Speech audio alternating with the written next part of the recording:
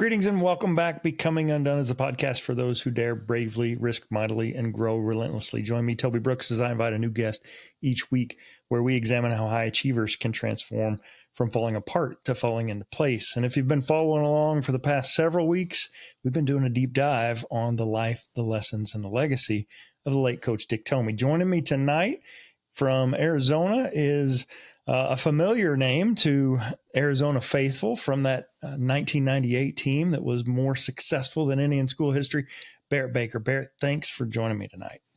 Always appreciate the opportunity to spread, the positive impact that Coach Tomey had on so many people, and appreciate you having a huge part in that. Well, thanks so much. I really got the idea for this episode, and you and I were talking a little bit before we started rolling here, that iconic photo of the Holiday Bowl with the trophy being hoisted. And little did we know that, that season was magical in so many ways. And in the moment, it was a bit of a disappointment to you guys because it wasn't the Rose Bowl, right? There had been a hurricane that resulted in the UCLA Miami game getting rescheduled. And so it's kind of surreal to think that 12-1 could feel like a disappointment, but there's Kelvin Efon, there's Chris McAllister, and there's Coach Tomey in the photo. And I can't think of three individuals whose story up to that point could have been more different, but in that moment, brothers. So take us back to when you first walked on at Arizona. What do you remember about your early interactions with Coach Tomey? I think when you're a walk-on, it's a different path, and you don't have those relationships with the coaching staff that have taken place over 3 or 4 years, and you're kind of saying, "Hey, I want to be part of what you are," and it doesn't happen overnight. And I think that there's so many programs across the country where a walk-on is an afterthought, but it was different at Arizona, and I think that's the beauty of Coach Tomey is that there's so many guys that came before me and so many guys that came after me that had an opportunity. And when opportunity knocks, you have to answer the door. But he gave you the opportunity to get to the door. And that's that most important part. And I just remember, you never know how that timing is going to work out. But I took a chance and I walked on in the spring of '97. And at that point in time, repetitions are hard to come by. And you are truly, and I say this in all seriousness, you just hope that they know your name at that point. But I remember walking into his office after the spring, and he interviewed and sat down with every single player on that team. And I'm sure my meeting was very different than other players, and just depending on what we brought to the program. And it should be, of course. Keith Smith should have far more impact at that point in time. But it was still that first moment where I thought, my gosh, he's making time for me. And, he knows my name. And that's empowering to a kid that's 19 or 20 years old when you've been watching somebody on TV lead a program. And I went to high school in Tucson, so I was very familiar with obviously the program and the successes that they had. Watched the Fiesta Bowl when they trounced Rohan Marley and the Hurricanes. And so it was empowering. And then, just that pathway of how things shake out, that all of a sudden, getting quite a few reps on special teams at like Camp Cochise and having a small impact. And then again, that small impact every time you did something, it wasn't the first time that he understood that. And I think his memory and his ability to realize that there's 105 different kids on the team and they each can contribute something different. And again, I'll just tell you one super quick story if I can to encompass that. We had just gotten back from Camp Cochise, and I'd blocked some punts down there. And that was the first time, this was in 1997, to kind of get noticed. And really, they at least knew my name and what I could do in some capacity. And we came back from Camp Cochise and had a team meeting on Sunday morning and at McHale Center. And I woke up at, let's just say 6:21, and the meeting was at 6:30. And so I pretty much had my life flash before me, and there was no way I was going to get there at night, in 9 minutes. So I'll fast forward this. Keith Smith, Mike Lucky, myself, and one other, maybe Hadley Kilgore, we walked in late to that meeting, and it was the worst sickened feeling I've ever had in my life. And I walked in for about 10 seconds until I got kicked out in front of the whole entire team. And that actually happened on a Saturday. And we got to meet with him the next morning at 6 o'clock in the morning at the practice fields as a punishment, which was, very well deserved. And we proceeded to then roll and push-ups and roll and sit-ups and roll and up-downs and pay off our bad deed.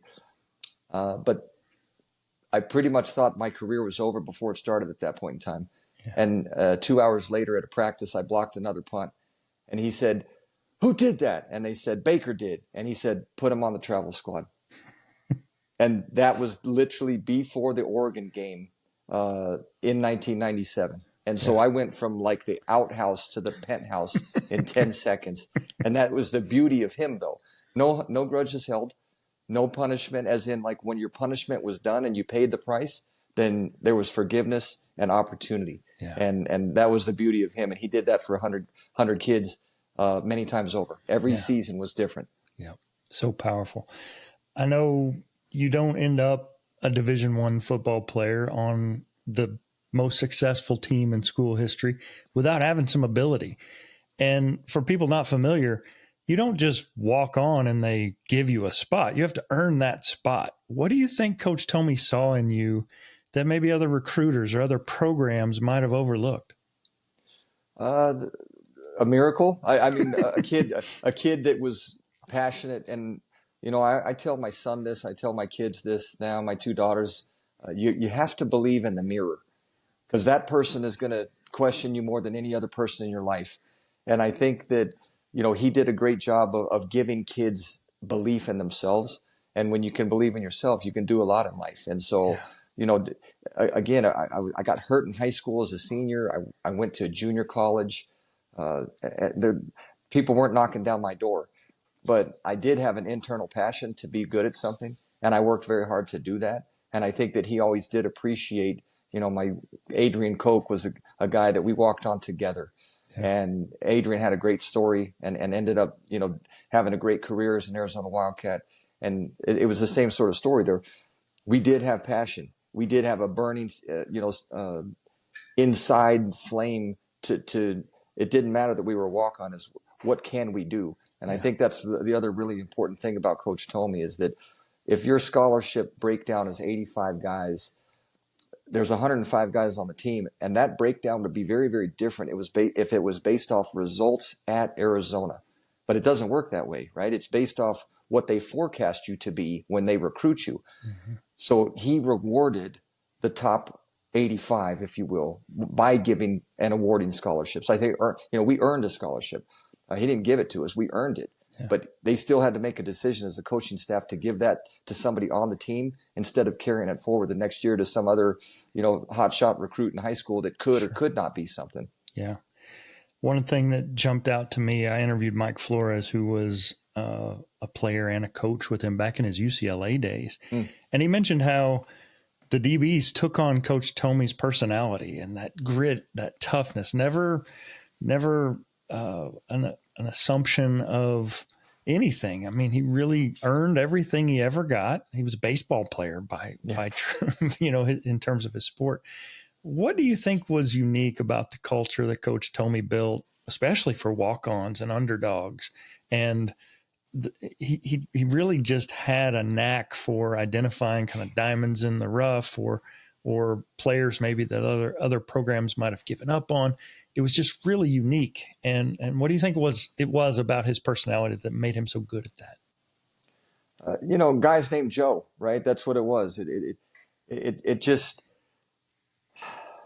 you could talk about it, but I think feeling it and seeing it and listening to him in team meetings and understanding that, he had all these, and I brought my player handbook, my 1998 player handbook. Yes. But he did a great job with things like that of encompassing the fact that, what you do speaks so loudly, I can't hear what you're saying. Yeah. A fancy way of saying your actions speak louder than your words. Mm-hmm. Burn the boats, the team. And he truly felt that. And he understood that you have to have Chris McAllister on that team to be a successful team. You also have to have, Louis Campos and guys that the average fan might not know, but I can tell you that a hell of a scout team player. And if you got 20 scout team players or 22 scout team players that are pushing the starters, the team is better. So he always understood that the team, and that was everything that he talked about was the team. And there's not many that do that. And I think that is important because when you're a walk-on, it's tough. When you're a redshirt freshman and you have been the VIP of your high school and everyone worships you, and I say that tongue in cheek, but you got all these schools, hey, come here, we need you. When you're a redshirt freshman, you don't even feel like you're part of the team, right? If you're not on the travel squad, then they went and played a football game and you read about it in the paper. And so I think being able to encompass, black, white, Polynesian, Mexican, every single race, and none of that mattered. Didn't matter if you were rich or if you were poor. Right? He took 105 guys, and it was always right here. It was always the team, and that was one thing I think he took pride in.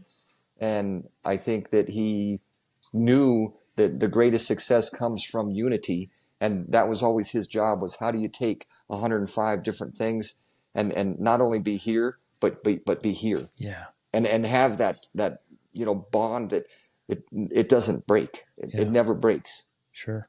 And it actually went beyond the 105. I mean, there's coaching staffs and wives and kids and support staff. I mean, the scope that he led with is overwhelming to me. And this isn't a pre-cell phone era. It wasn't like he was texting people. He was sitting them down in his office. And I've often wondered, how did he have enough time? Because I've heard stories of him doing that for his team, but also reaching out to guys that coached for him 10 years prior, looking for jobs for them. There's kind of an interesting leadership dynamic that has emerged in these conversations. Yes, the team, and unity and oneness. But there's also leadership on a one-on-one level that has been unsurpassed in my career. How did he challenge or inspire you personally, not just as a player, but as a man? He did little things that weren't little things. They're big things. He would get the girlfriends and wives of the players and bring them over, and they would talk to Nancy and empower, and he would teach us how to treat women. Wow. Right? Because that way, when you're a man and you're graduated from college and someday that you'll be a husband and a father, that you do that right. And I think that is really powerful because I have 3 kids now, and I have a wife that I met at U of A, and we've been married for almost 25 years. And well, you're going to treat women a certain way, and you're going to do right by them. And I think with me personally, again, rewarding opportunity. I mean, I again, another note, if I may. Yeah, please. This is powerful, and this was a touch that he does. It's a handwritten note. Dear Barrett, what a year for you. I really admire the way you have made a place for yourself on this team. Saturday, Cal in parentheses, can be your best ever. I am confident it will be. Best wishes and bear down. Okay, who writes handwritten notes? And I mean, it gives me the chills right now because it's like, if can I do that? If somebody does something great for my occupation, I work for Tucson Fire Department.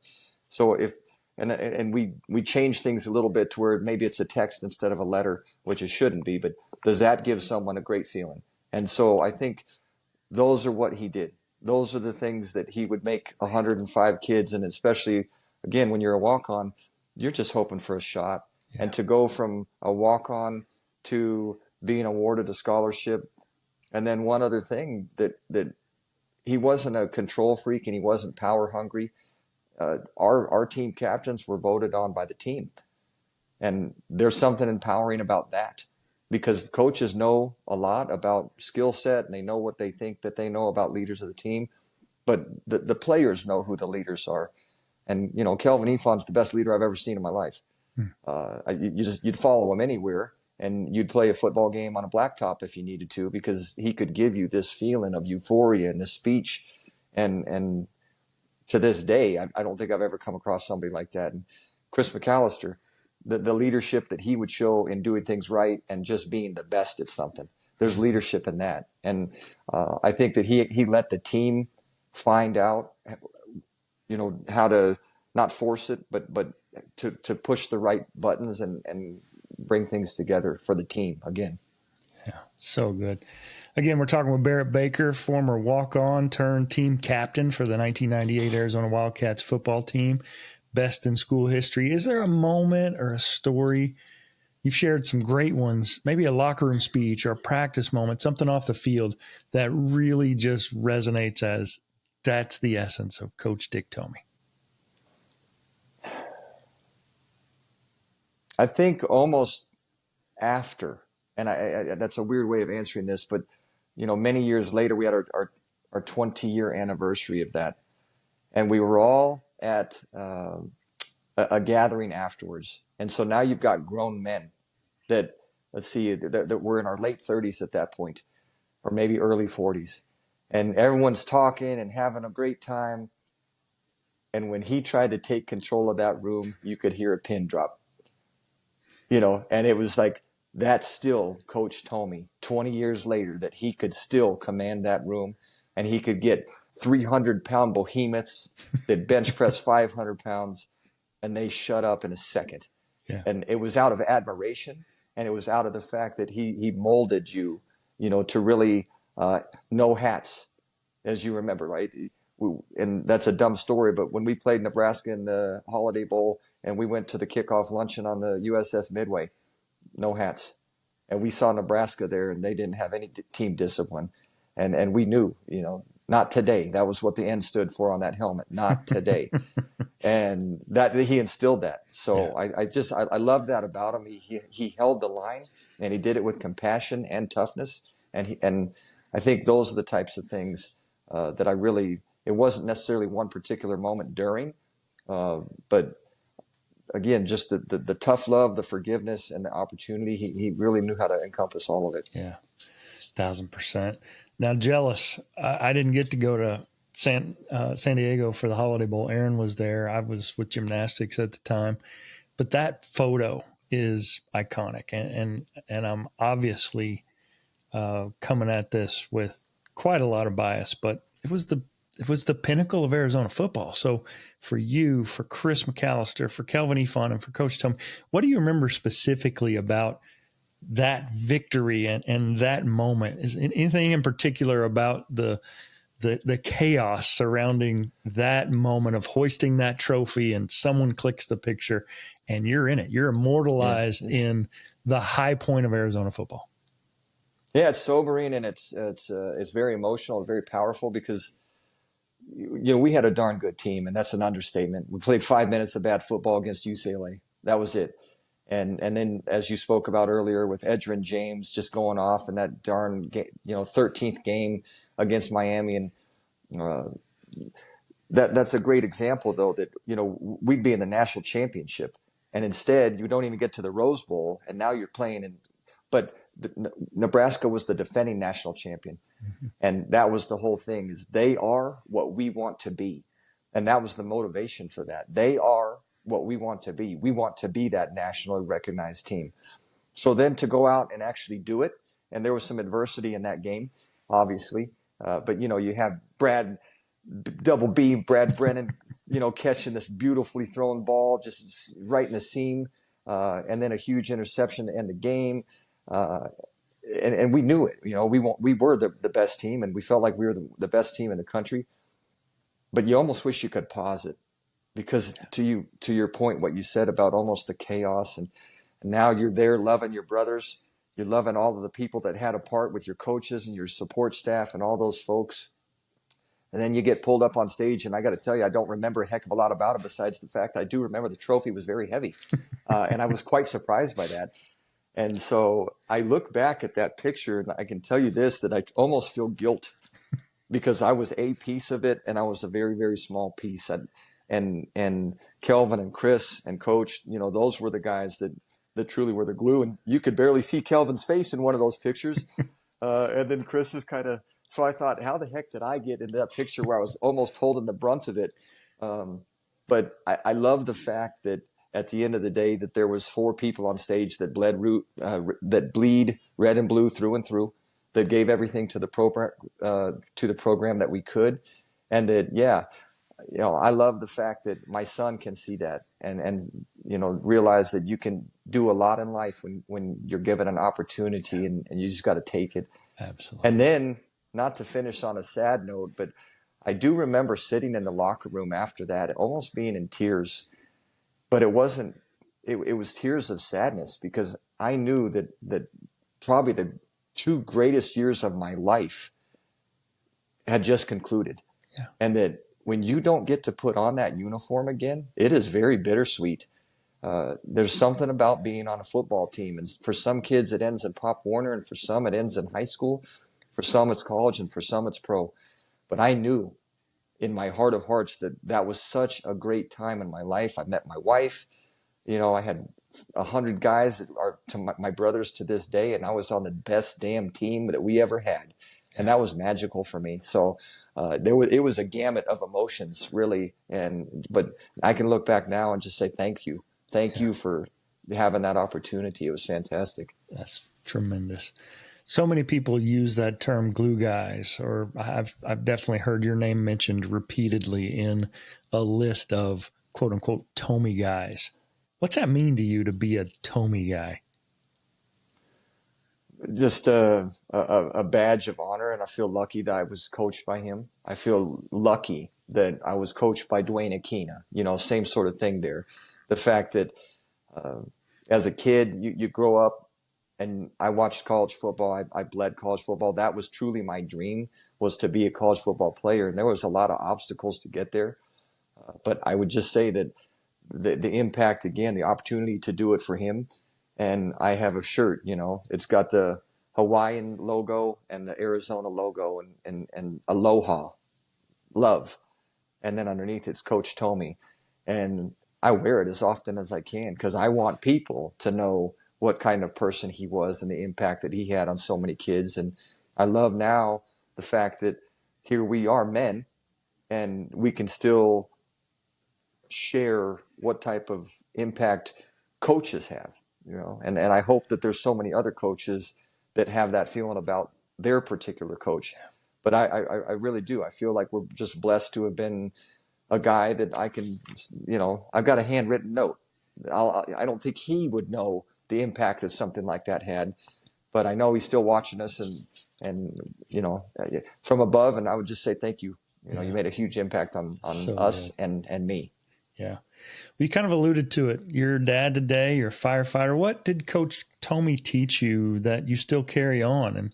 And tell us a little bit about what you're doing these days and how his legacy continues to ring on in your life. Coach was always just treat people right, and he was so big on love. You got to love each other. You got to love your teammates. You got to love your family.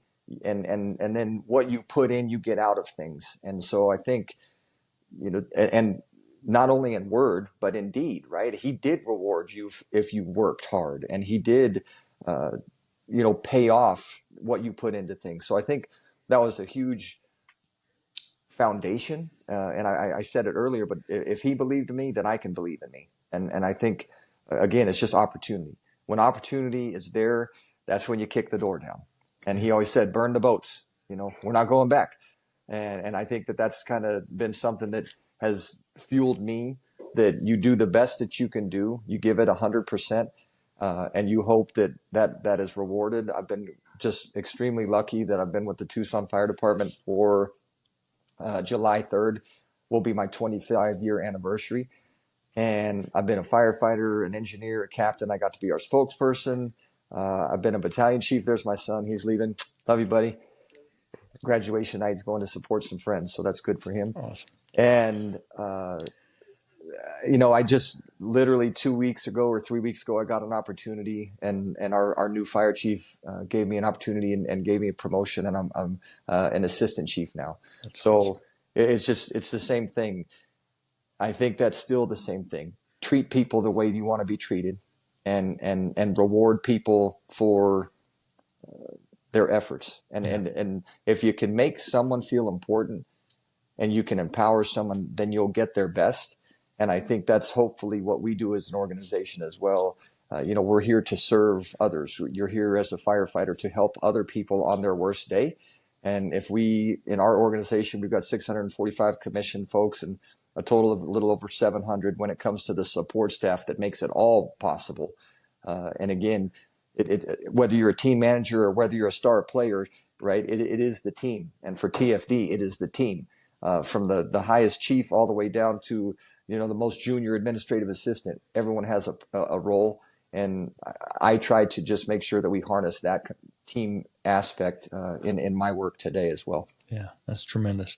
That's how culture gets built. That's how it gets maintained. That's how it gets protected. And fantastic to see those lessons continue to pay it forward for you.